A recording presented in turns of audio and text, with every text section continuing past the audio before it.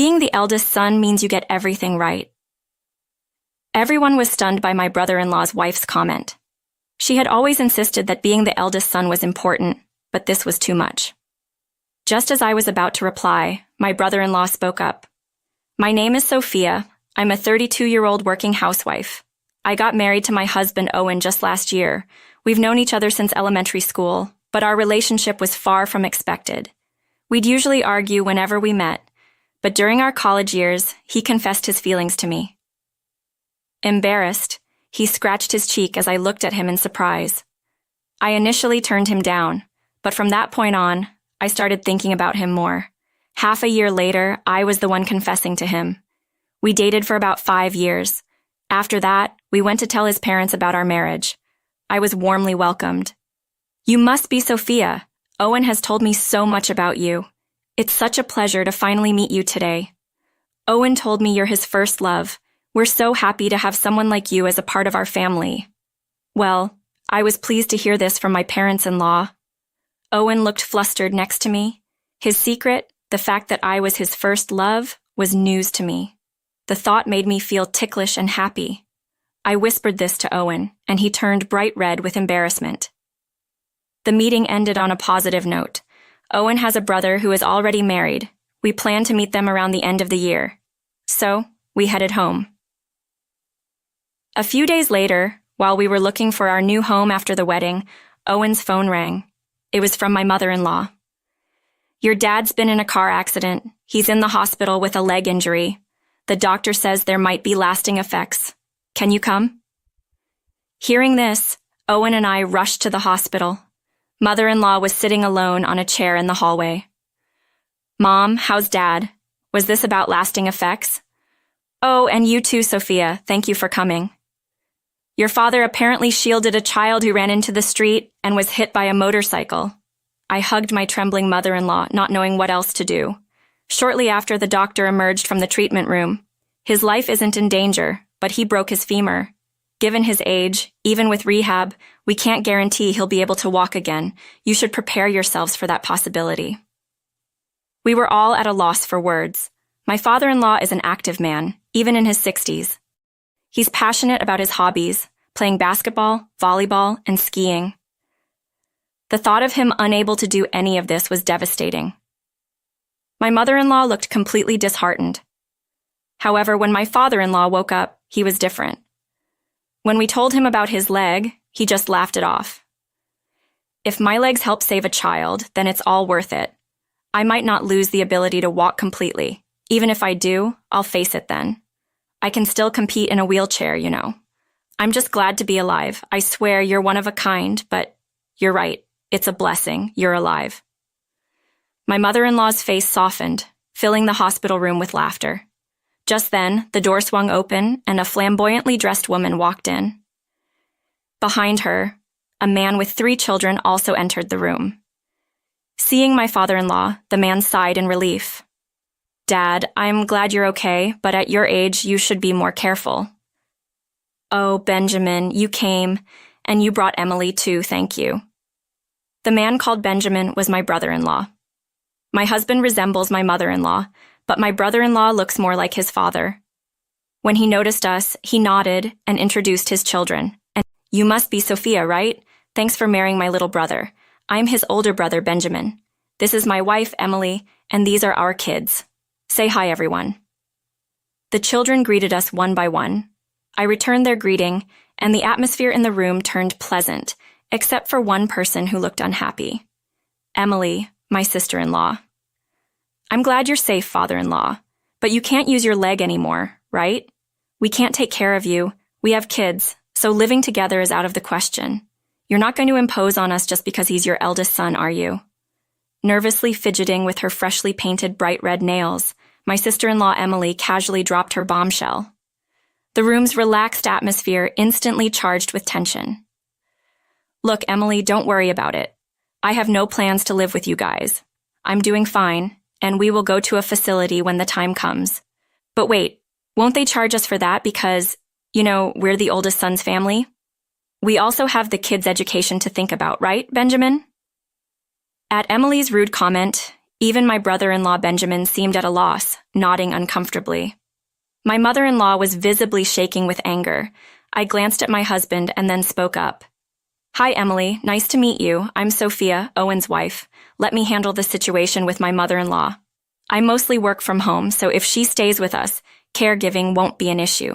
We won't charge you just because you're the oldest son's family." "Oh, really? That is such a relief. Nice to meet you." Seeming satisfied, Emily announced, "Ed, it was time for her salon appointment," and left. "All right, we should get going too, Sophia. Please take care of Dad for us." Benjamin left the hospital room, taking the kids with him to follow Emily. "What's the deal with Emily? She's unbelievably rude," said Sophia. "Yeah, she just showed up about 10 years ago already pregnant, and my brother married her shortly after. Even my in-laws didn't seem to know how Benjamin and Emily met or started dating. After they got married, they lived close to the family home. They'd drop their kids off and go out, but whenever they were asked for a favor, Emily always refused, complaining about them being the oldest son's family. But when it suited her, she emphasized that point. Mother-in-law, father-in-law, I wasn't speaking on impulse earlier. Owen and I discussed this on the way to the hospital, said Benjamin. Right, Owen. Exactly. Sophia chimed in. We haven't settled on a place yet, and a house next door just went on the market. We're thinking of buying it and building a home that accommodates both families. It'll be accessible for you, and we will cover the costs. Both my mother-in-law and father-in-law were delighted with our proposal. We quickly moved to secure the land. Luckily, both of us have stable income, so we passed the financial check easily. Soon after, we began plans to demolish the existing home and build a new two-family house. I suggested a design where we share the kitchen and water facilities. However, mother-in-law had some reservations. If we do that, selling the house later could be a hassle, or so I've heard. When we're gone, you won't need both parts of the house, right? It's better to have the option to rent it out. Also, we'll contribute financially, half of the down payment and half of the remaining mortgage. Put it under both Owen and Sophia's names. Owen will inherit it after us anyway, so it makes sense to keep it in both names. That way, it won't be a part of any inheritance issues. Grateful for mother-in-law's thoughtfulness, we decided to build a fully separate duplex. While it was under construction, we stayed in an accessible condo. Living with parents-in-law was surprisingly stress-free, and every day was enjoyable. Just a few days before moving into the new house, brother-in-law's family showed up unannounced at the condo to visit father-in-law. Brother-in-law's wife, making herself comfortable, commented while sipping the tea I made, Hey, mother-in-law, isn't this a bit much? The house is a fully separate duplex, right?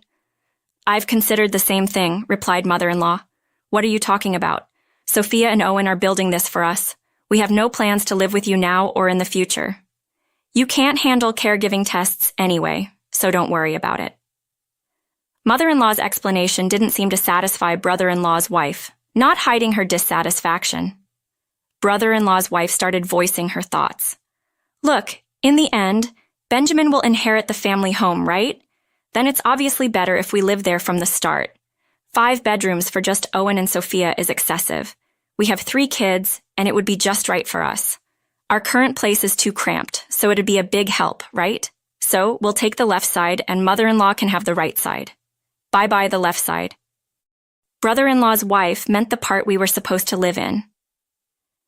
We had planned for the possibility of needing full-time care in the future, so the ground floor had 3 bedrooms with 2 additional rooms on the upper floor.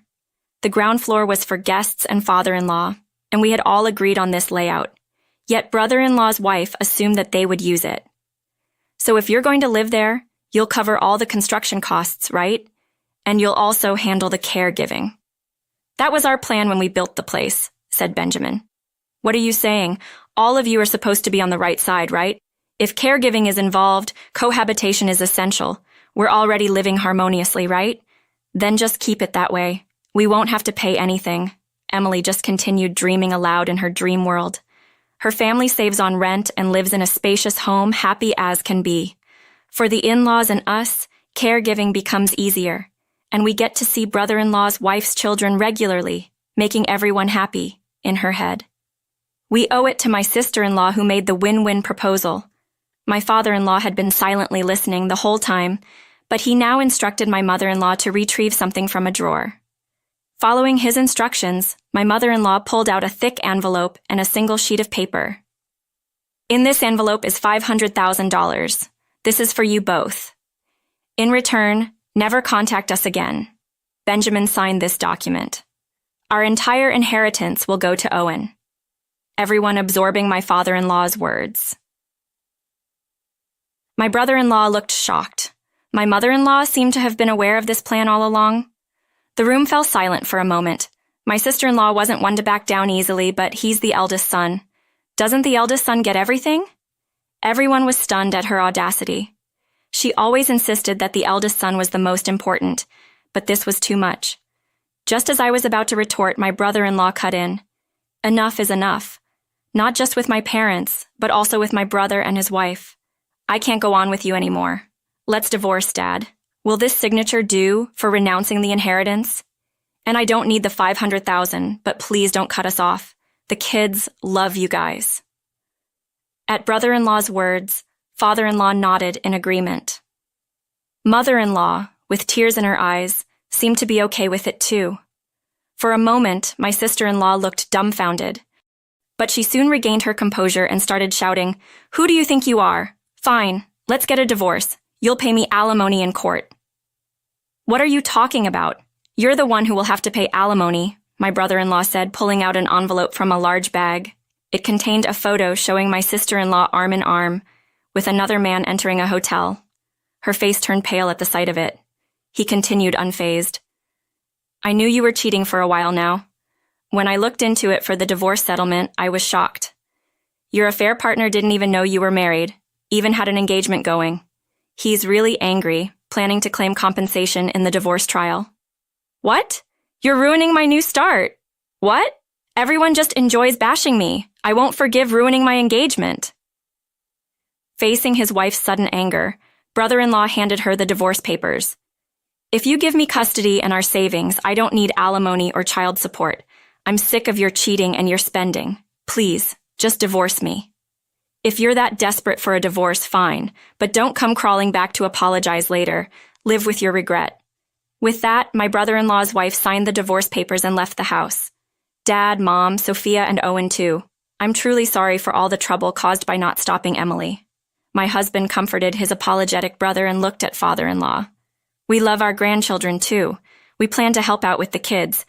Exactly, to be honest, we made our decision thinking you and Emily were on the same page, but we see now that you're not. Yeah, I've been thinking, maybe we don't have to go as far as disinheriting. As brother-in-law shook his head. He mentioned they'd already rented a nearby house and planned to get by mainly with the kids, relying on the family only when absolutely necessary. Before leaving with the kids for an appointment with the lawyer, afterward brother-in-law and his wife divorced. The wife apparently sought support from her affair partner. However, the affair partner claimed engagement-breaking compensation. And what's more, they met at a singles event. She's now banned from that group after they found out she was married. Her strict family has disowned her for what she did.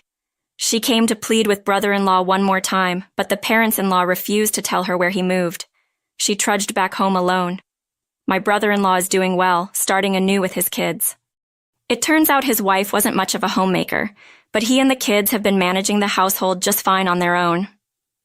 His kids are extremely well-mannered and responsible, and they're doing their best to support their busy dad. When they visit my husband's parents, they make it a point to stop by our place, and we started cooking together lately. They even started calling me sister. As for my father-in-law, his post-surgery recovery is going remarkably well, and his rehab is right on track. He's regaining his ability to walk, and the doctors are surprised at his rapid recovery. My mother-in-law mentioned they're not planning on living with us for now, to which I replied, "That's too bad." On my end, a year after we moved, I found out I'm pregnant. It's still early days, but when we told my husband and in-laws, they shed tears of joy. Since we had to postpone my father-in-law's get-well-soon party due to the move, we decided to combine it with a baby celebration. It might be a bit early, but their happiness makes me happy. So why not? My husband recently got promoted and received a pay raise. I'm mostly working from home and plan to work as much as possible before the baby comes. Because of this, We've made good progress on our mortgage payments. Truth be told, I'm actually looking forward to living with my in-laws in the future. When I shared this with my mother-in-law, she got teary and thanked me, which made me a bit bashful. We're all looking forward to welcoming this new life into our family, and I can't wait for all the joy and liveliness the future holds for us.